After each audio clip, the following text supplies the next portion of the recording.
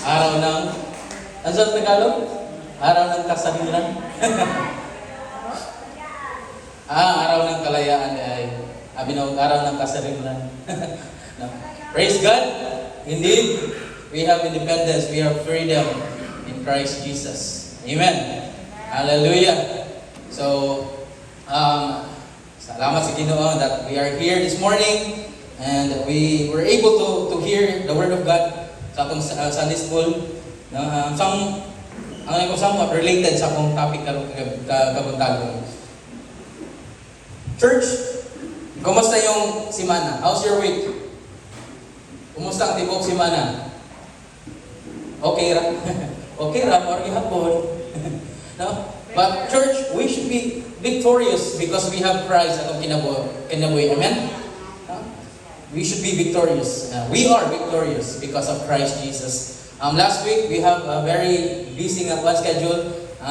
Ako mga classmates, ganang sila pasalamat aning nga church for the hospitality, because they enjoyed a lot. Also their stay. Ilang kuan, abing naras gawas. Aircon po din sila. Salamat, aircon po din. Okay na. Salamat sa Ginoo. And last week, church, akong i-share last week, it's ay nakinumdum. It's ay nakinumdum sa akong sermon last week. Okay, remind mo. So last week, we talked about forget and focus. Now, it was taken from Philippians 3:12 to 14. So we need to forget what is behind and focus on what is ahead. But today I'll be preaching from the book of Isaiah, from our theme for this quarter or the last half of this year, about new beginning. In Isaiah 43:18 to 19. So may I request everyone to please stand as we read and give reverence to the Word of God. So I'll be reading from the New International Version, Isaiah 43:18 to 19. Let's read all together. Forget the former things. Do not dwell on the past. See, I am doing a new thing. Now it springs up. Do you not perceive it? I am making new in the wilderness and stream in the wasteland. Hallelujah. Let us pray as we study His Word this morning. Heavenly Father, we thank you, God, for you are good, you are wonderful. And Lord, we thank you, God, for your Word this morning. Tapunan, Ginoo. Lord, I pray, God, that you will open our minds, oh God, our hearts, oh God, sa mong pagdawat sa imong pulong, Ginoo. I pray, God, that we will be changed, oh God, from glory to glory. Lord, I pray, God, that you will use, oh God, your message this morning. Lord, nga kaning Ginoo mag-atisok sa mong kasing-kasing sa mong unahuna, Lord God, that Lord, sa mong paggawas ani nga simbahan, Lord God, we will be a new thing, oh God. And Lord, I pray, God, that you will continue to minister to each and every one of us. Anoint us, oh God, as we hear your word this morning, oh Lord.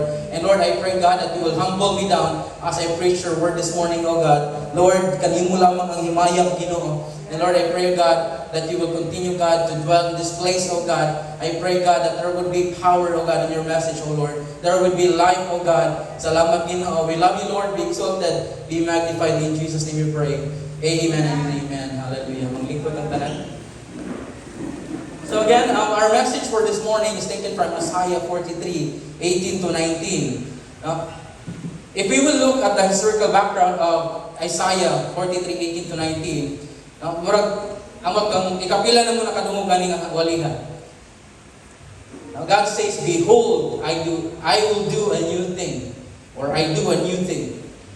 But the question is, how many of us can truly say, makaingon jud ka nga, we experience new thing in our lives.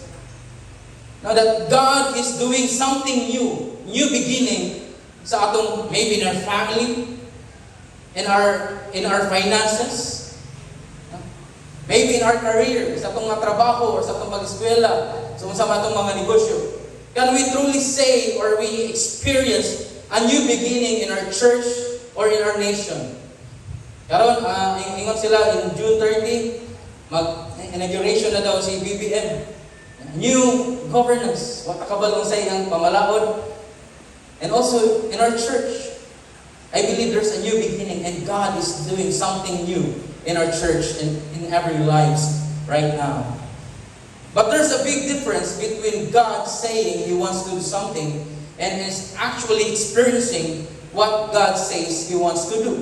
So this morning, I'll be talking about new direction.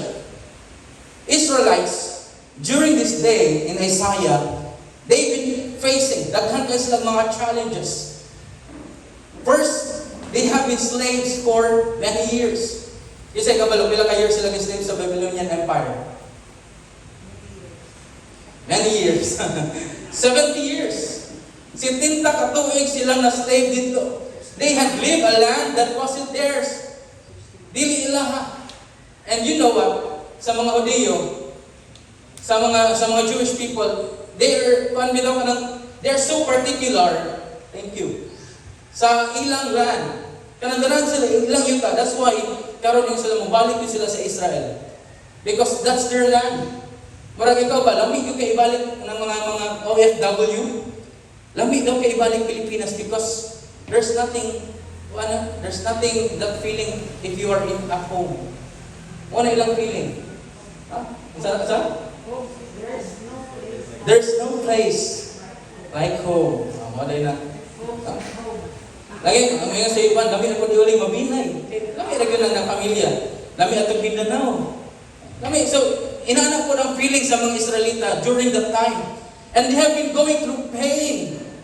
No? From the Egyptians before, Babylonians, mga Syrians, they've been enslaved and oppression and severe hardship for many years. Their lives have been bitter for years. Is I bitter dili for years? Dili for, but for many years. Ang bitter di ka kung move on, balik-balik, grabe to siya. Lamig ay mo. Pila na ka years. The Israelites during this time, church, they had lost their joy. They weren't happy and just used to cry and groan in their misery. Saying, Lord, kamusta pa man Ginoo? Nasunog na ang ilang city. Wala na ang gibali. They were exiled from their homeland to another land. Nadili pa nila. Different culture. Lain paging ng pagkaon. Now, I heard something dito sa missionary sa among presidente sa IBC. Ato sa Cambodia. Pero mayroong ato niya, gipagkaon siya kanang sabaw. Daghang mga kalamigas.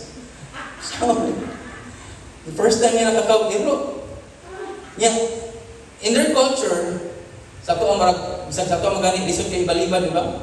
Kay mingon sila nga makaulaw or kanang sana insulto.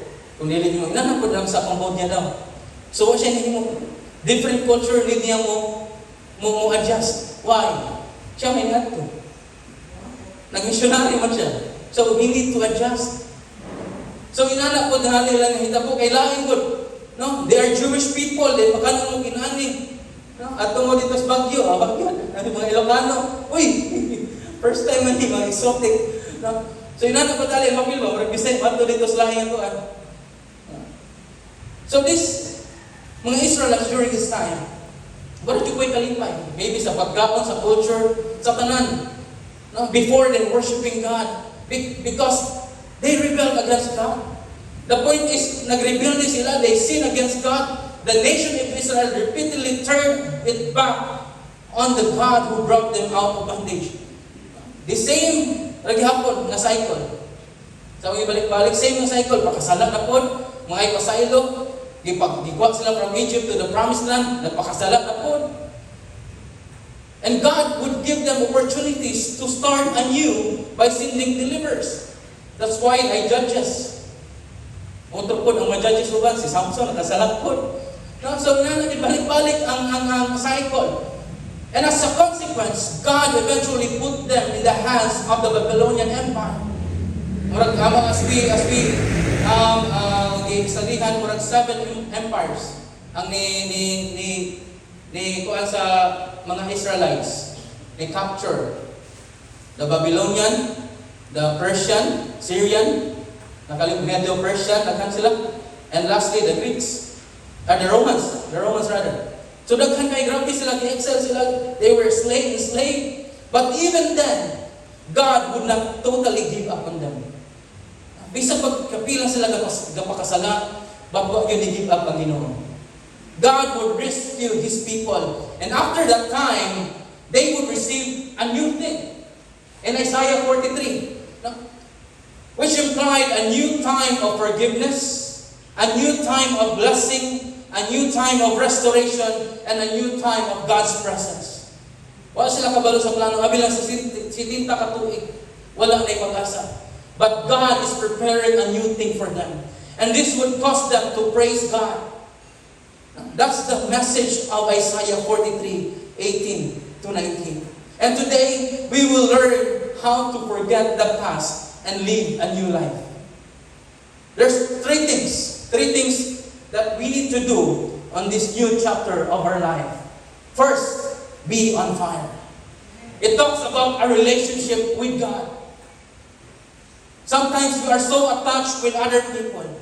We're so attached with the leaders. We're so attached with those people na kasurang nato, but we are not so much attached with God. Christians today, I don't want to generalize, but sometimes we are here because we want to see someone. I want to si Bate na si sister. Opportunity na niya. Mga youth, tawag mga youth pero mga gulang. Adili gulang, mga mature. Ano pa na yung mga youth? No? Mga youth, ang adto po sa sibat, nasi ko dito. Nasi ko mahinalang maka-chance. Kuyo grabe sa L3 ron, tapad ni. No? Sometimes, but I know wala na din. Amen? Wala na din. Sa dihang bago pa kita sa Ginoo Church, how many of you here nga kanang nagkalayog yun sa pag-alaga sa Ginoo? Maybe makarelate ani kanang mga youth yun or sa atong mga mao nakalisod pud sa mga pastor kanang na-Christian kapag dako bitaw.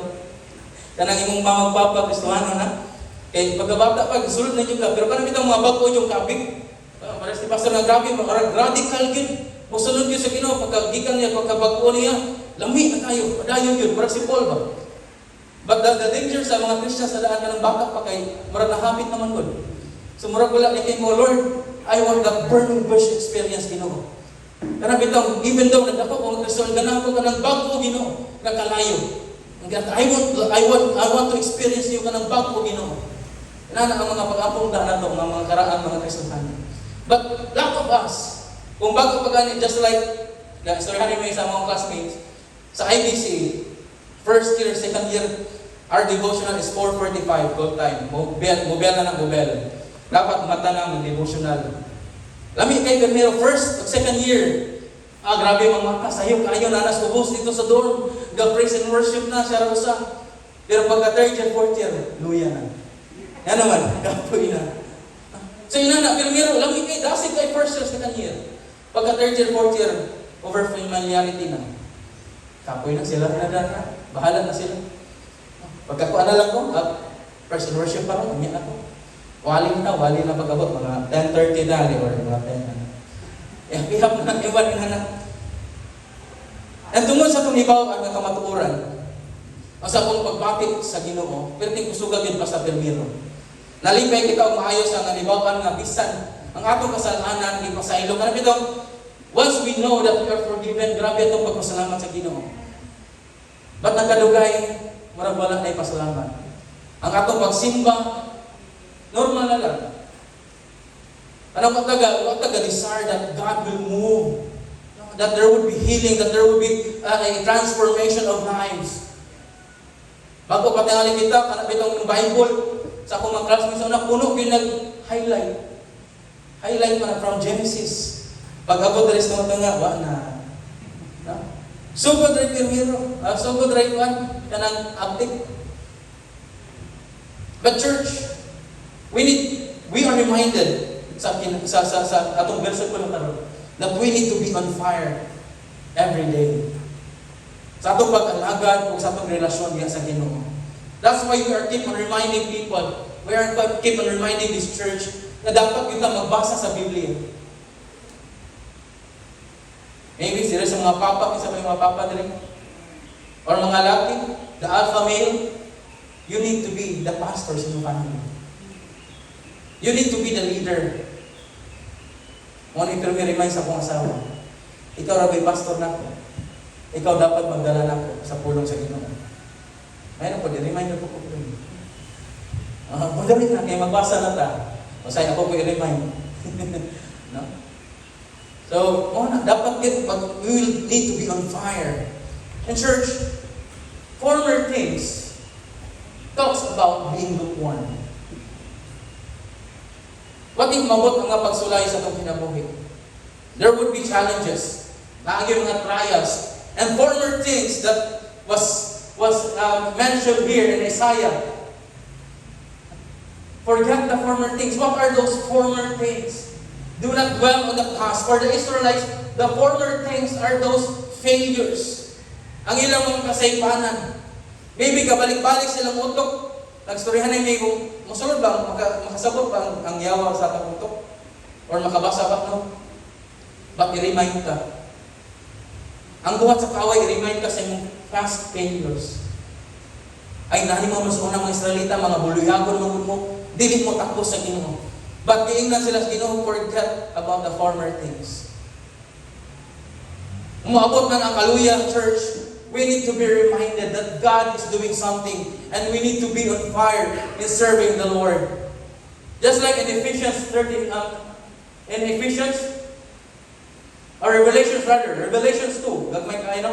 But if you have your Bibles, it's in Revelations 2. Revelation 2, 1 to 5. But let me jump in verse 2. Ningon siya dala, I know your deeds. If you know the history, a brief history about the church in Ephesus, they were, may kaingon ko nga, mega church, maybe. I don't know their numbers. But during this time, one nga ginalangkaw sa mga Kristiyanon sa una is the church in Ephesus. Gaya na sila sa Ginoo.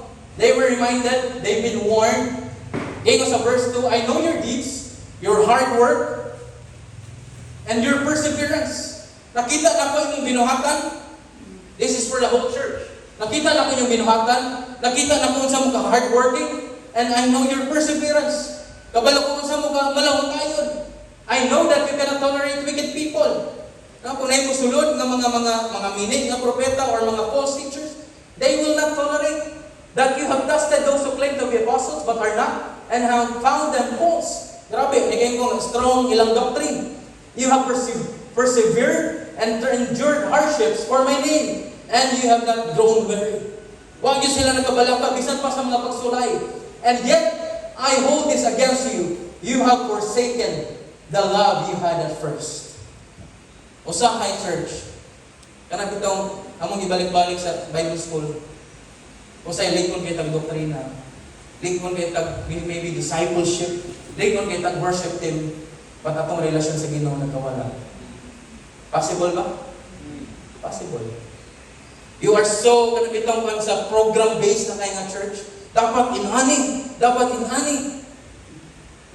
You are so entangled na sa mga program. Ganang ka perfect good ang service. But you don't have that relationship. This is a warning for the church in Ephesus. You have forsaken the love that you have at first. Consider how far you have fallen. Repent and do the things you did at first. If you do not repent, I will come to you and remove your lampstand from its place. Hopefully that we are reminded. Karong kabuntagon. Nga dapat ang atong pagka-on fire, ang atong relasyon sa Ginoo, dili lang permiro, dili lang sugod, but magmalubot tayo kita sa atong bugma sa Ginoo. Anong naman tayo simba karon? Why we attend church?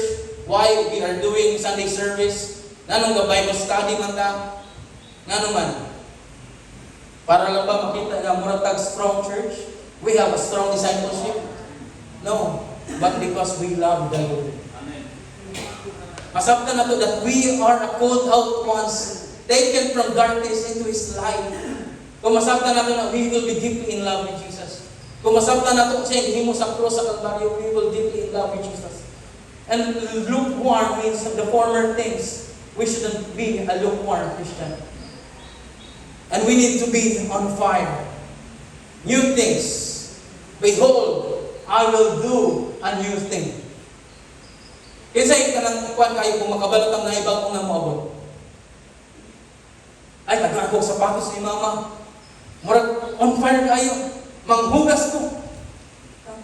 Ay, manglaag mi. Murag manglaag mi dito asa mi. Grabe kayo, murag excited yung kayo. There's something new.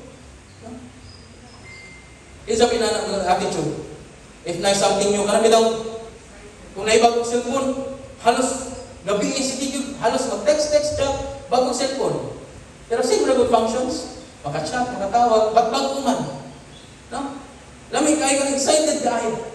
Inana ang pasabot rin that we need to have that sense na we need to be on fire because God is doing something new.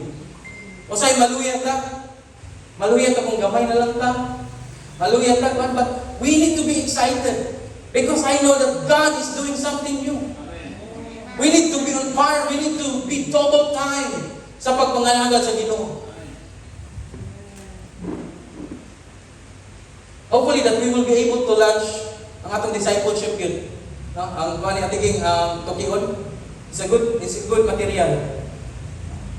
And may ba ang mga nga katong intentional moves, pagka second part na po. I got material from ICI Philippines in Manila. Nindot ko siya. So I know that God is doing something new in Kaninga Church. And church, there are two stages in Christian life. First, by faith with a plus. Feelings driven by emotion. Karami ito, you are serving the Lord but emotion ka or feeling lang yun. Karami ito, di man ako feel magbasa Biblia. Di man ako feel nga mag-ampo ko. Inaano usahay, if you are driven by emotion, kung nakay something nga ginagian, di na ako ganahan. Wala na may lang yun, marag di na ako feel ng mato simbahan. Ay, wala nun man. Ay, di na ako feel, kaya kasi mabasa ko. Inaana usahay ang stages sa Christian life. But hinay-hinay, there's another stage. By faith alone. Ingon na rin, sola fide.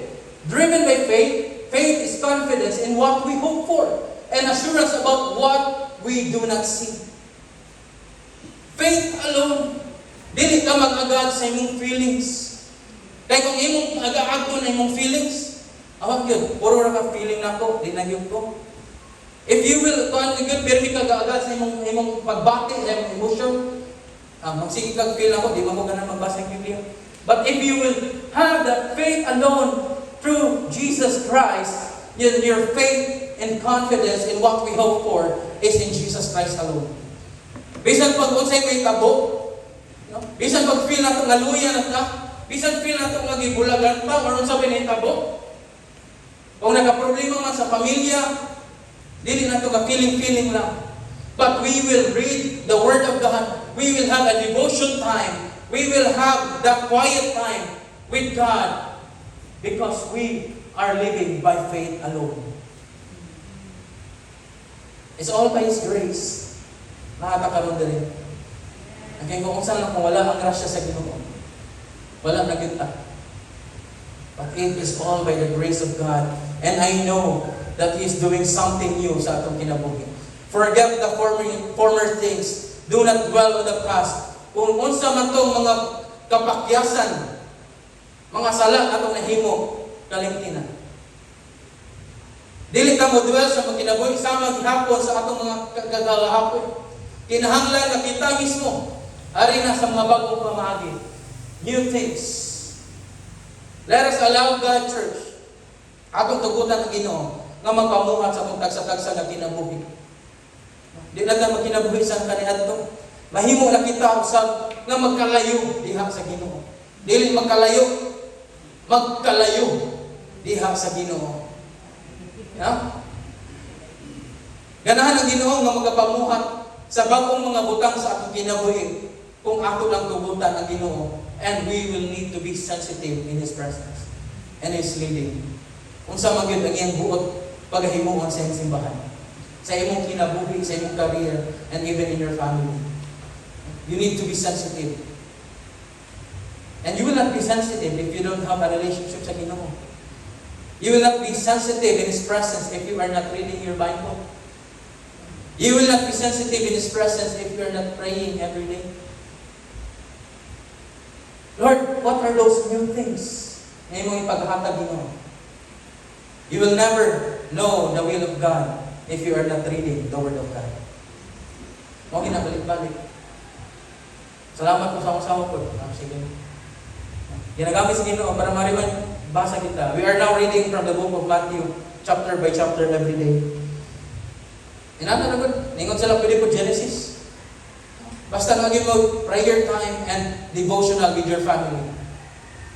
By the grace of God, we are opening ilang watch? Bible study next Thursday? Thursday. 6:30 sa Aldea, sa online na to community. Kung namos Aldea, at kami lang watch. Ang saan nga block? Block 16. Sige, mag-Bible study. Kung na yung mga gusto dito, itong invite doon. Magdala ng kape. Praise God. And we are excited. Kasi ipagay mo ang Ginoo sa itong simbahan o sa matag usap. Kung may mga silingan pa open Bible study, let's open a Bible study. Basi ma-burn out na pastor, ako ba niya magdala ka mo man? Kamu may magdala katugayan in the long run. The church will just help you, will just facilitate, but kamu yun mismo dapat ang nahimong suga sa inyong community. Kamu yun mismo ang madala sa ila, sa Ginoo.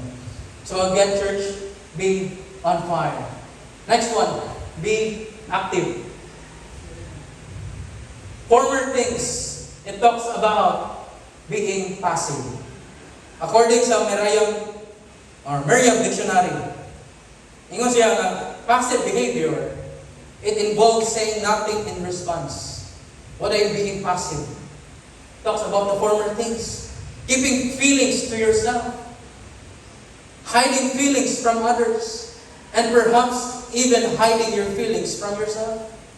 Some self-denial. Passive lang ka. Passive behavior is often dishonest and involves letting other people violate your personal rights to be treated with respect and dignity. Kaya kita mo nag-care kasi mong kaugaling mo. Huwag kay ginahimo. But church, kung sa may resultanan ang pagiging passive or lukewarm sa buluhatong sa Ginoo. Kung sa may kanan, dalit ka pa po yan sa ministry. Kapoy na mag-adto kapoy mo dito. Last Thursday, Friday dito. Nato ko padulong ko ba? Si Ate Mel may gadala. Ate Mel may gadala dito lang Alma. Paggawas na ako dito sa istansya, napuling man ko. Sakit kay kong mata, kaya hapit ko lang watch, kaya akong pasiritan ng biday nila. Na, paano man, dugay naman, ay kapoy na mag-adto. Parang kung naigo, ano akong giandam ako. Giandam na walik. Kasi kapoy na tama. But we are reminded, ako mismo, unang naigo, akong walik. We are reminded that we need to be double time. If we are a passive person sa ministry, if we are just passive in doing our devotion, dali na kapuyan sa ministry. Kapuyan na tamo simba, kapuyan na tamo ampo, kapuyan na tamo basa sa temple. Masay magunya-unya na ta, awanya na lang. Apil na diri sa worship team, apil na diri sa mungkuhan, children, apil na, awanya na lang. Be careful, church. Eh, basig na yung nakang lukewarm.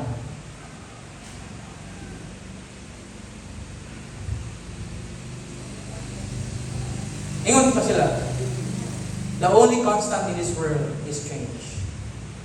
Church, allow God tuguti ang Ginoo nga magahimo og bag-o sa imong kinabuhi. Sometimes we are so entangled, attached with the former things. Isa di kalat ko diri og kanang habol nga sukad bata pa ka. Ngayon ba nina ng attitude? Bisag karakan na kayo, di pa siya kalat ko. Uban ka ng unlan, dapat na agad na t-shirt kay nice sentimental value. Sometimes we tend to do that sa atong mga personal and past mga lives. And God is saying, I'll be doing something new. Forget about the former things. And new things means being active.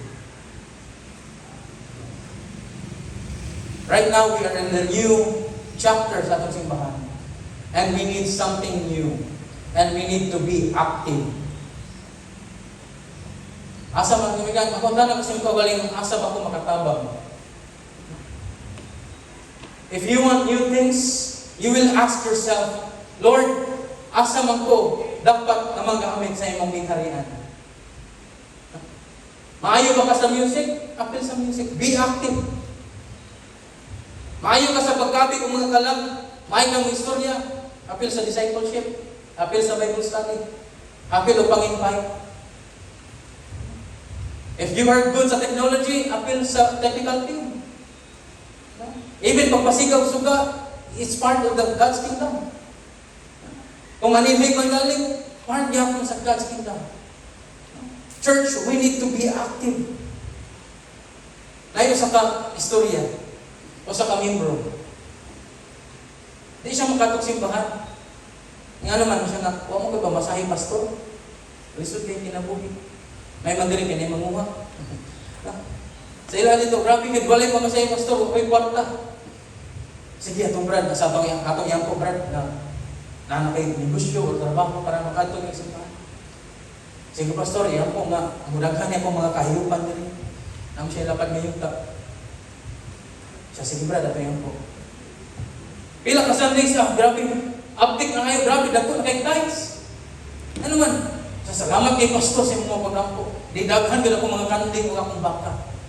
Makatights na ko, makaato na ko, nanap yung motor. Ya, pila ka Sundays pagin after 1 year and 2 years. Wala naman si brother. Pero meron naman active. Yan, ito ang pastor, ito sa itong bisitahon si brother. Pag-abot ito, daghan yun yan.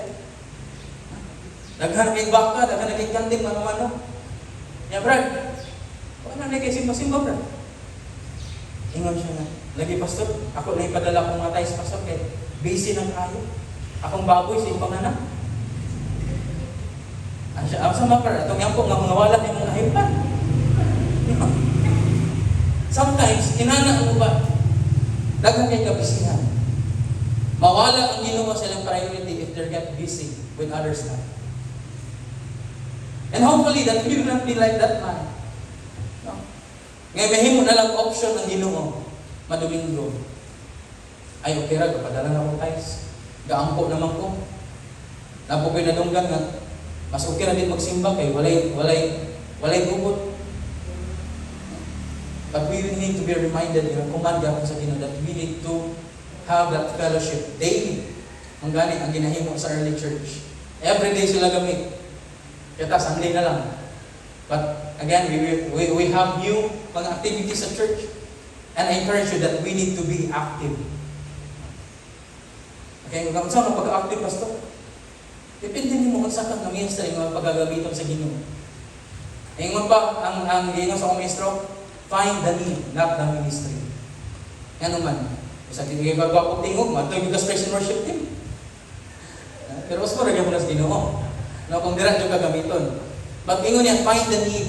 Kung sa'yo kailangan sa iyong simbahan dito ka. Kailangan tiglipyo, kailangan ang tig-abri sa simbahan. Sa iyo magkamata, ay matulog sa simbahan, mag-abri ka dito. Manok to ko atigin. Di na tapos yung magsaling, napit daw sila dito simbahan. Sila na yung mahal. We need to be active. We need to be proactive. Maguna-una ka. Kung sa'yo matabang mo sa inyong simbahan. And lastly, be ready for something new. Ingon ba, apan karon magabuhat ako og bagong butang, ingon ang Ginoo. Former things speaks about new life, or the old life rather. The former things means your old life. A lifestyle na dili fits sa lifestyle sa Ginoo, it needs to be changed. We tend to do things on our own in the past. We tend to plan on our own. We want to God to support whatever our plans. Kaya kitang, Lord, let your will be done, but imuha na yung plano, ang gusto nimo nga musubot ang Ginoo. And sometimes, if our plans will fail, we tend to blame God. And the result is, nagasimba, but ang lifestyle, different siya. It's different. sa ipabuhat sa Ginoo. That's what happened, no? Sa Ephesians church. The church in Ephesus. Sige sila kasimpa, grabe ang naman, doktrina, grabe lang hard work, maybe grabe lang discipleship from Monday to Sunday, maybe. We don't know, but according sa Ephesians, grabe lang hard work, ilang perseverance, but lain na ang kabubutan sa Ginoo sa ila. According to Ephesians 4:22 to 24, you were taught with regard to your former way of life. Put off your old self, which is being corrupted by its deceitful desires, to be made new in the attitude of your minds, and to put on the new self, created to be like God in true righteousness and holiness.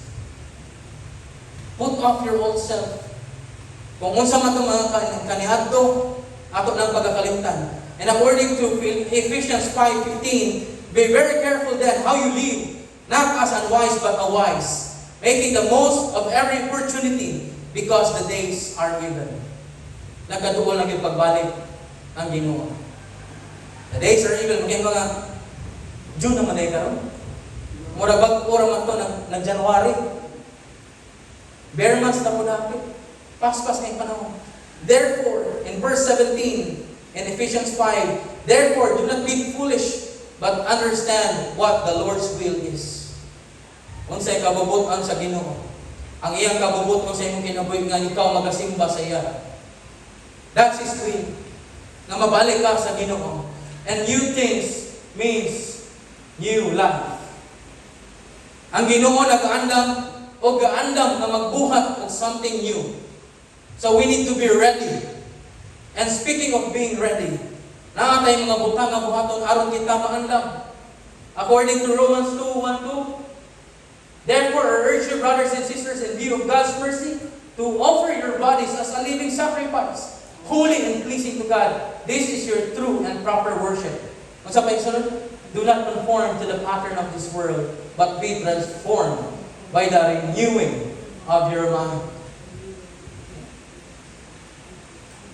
Renewing of your mind. Kinahanglan kita ma-transform. Pinaagi sa pagbago sa itong panguna-una. Kung magsige na tag-una-una sa kalibutanon, wag yun. Yabot ang tanan. We need to have that mindset, a kingdom mindset, that we are not just limited in this church, but the kingdom of God is out there. Dako pa kaayo ang pagabuluhaton. Pila ka buok pa ang nawala na luwas na ron. Sometimes, daghan mga Kristiyano, maybe the Ephesian church, as I contemplate, dako man tuod sila, but they are stagnant Christian. Over familiarity. Kaya dako man sila nga simbahan, they are contented sa ilang simbahan lang.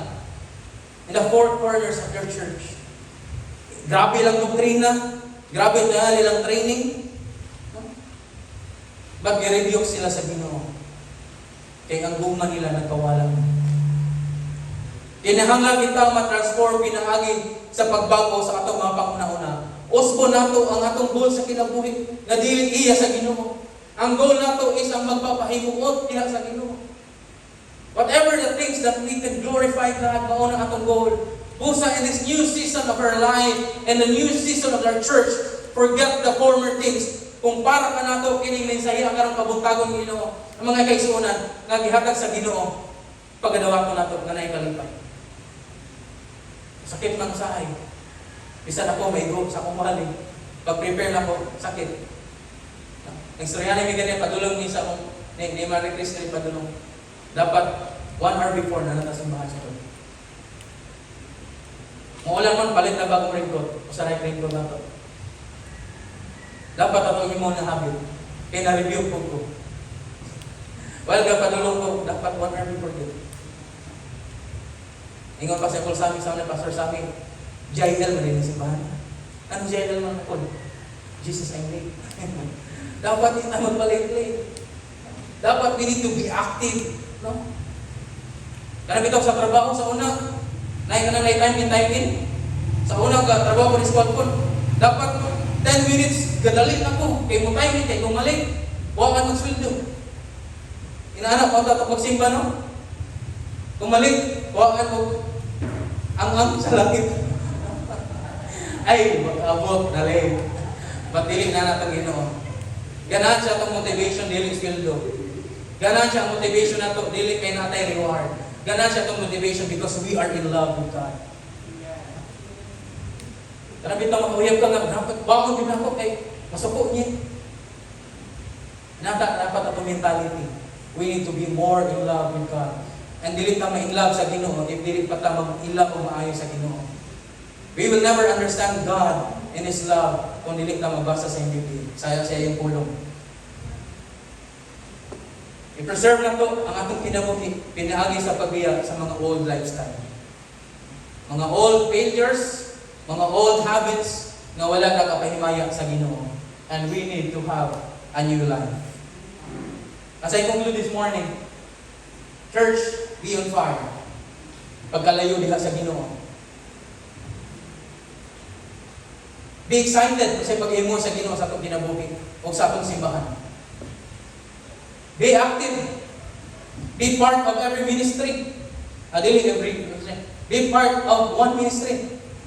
Isa-isa lang sa, no? Para di ma-burn out. Isa-isa lang. Maybe, kasi may muluto. For many years, si Sister Abed, sige nagluto. Kasi may kang muluto. Ako na po kami Sunday. Kung saan mong magkapang. At kabalo mo kung mag-drive. Sige, ako'y kuha sa uban. Pastor, tabangan ako sa jailor doon sa kalinga drive. Si Ate Abed yapon. So ina nga mga butang imong ginagawa na be active, proactive. Maghuna-una ka kasi matabang nimo. Ay huwag may lain na tulog sa mga bata. Ako'y tudlo. Sa youth, marag huwag may katulog sa youth. Ako na may tudlo. We need to be active. And we need to be ready for something new. If we are on fire, and when we are active, then there will be new things na gawin humuon sa Ginoo, sa imong kinabuhi o kaning simbahan. Amen? Let's be excited. Let's continue to seek God sa atong personal lives, not just on Sunday. Let's continue to seek God sa atong mga pag-ampo. Be a leader sa imong pamilya. Be a leader sa imong mga isuan. Pukawa, kung hindi mo man pukawa, magbasa tag Biblia. Pukawa, mag-ampo ka. Ilisod kayo. As we have our devotion yesterday, taken from Matthew verse 4. Grabe ang kaaway nila. Akong ibasa itong sa lidat si Christ. Ang yawa, they quote sa Psalm. Even ang kaaway, even Satan, quoted from the book of Psalm. Niya kita, watay nibalan sa pulong, yan po yun. O, grabe ang kaaway dahil. Kabalong po dahil siya, versikulo. Kuhan po dahil, memory verse. Kuyaw kayo. Sometimes we don't know the danger ba? Because it's unseen. Di na ito makitaan ang heavenly realm or the spiritual realm. But it's true. And we are fighting not by flesh and blood, but by spirit. And we need to double time. Basag yun. Kaya kung ang tentasyon na maabot, ang sa may gigamit ni Jesus Christ when He was tempted. It was written. It is written. Yan, kung ibasa o pulong sa Ginoo. Church, hopefully, that we will be excited of the new things. And let's be excited not to be active. And let's be excited sa paghahimuan to be on fire diha sa Ginoo. Amen? Amen. Hallelujah. As we end this morning, let me invite the worship team. Let's all stand. Hallelujah. Hallelujah. Let's sing that song again. Pun ako. Pun ako.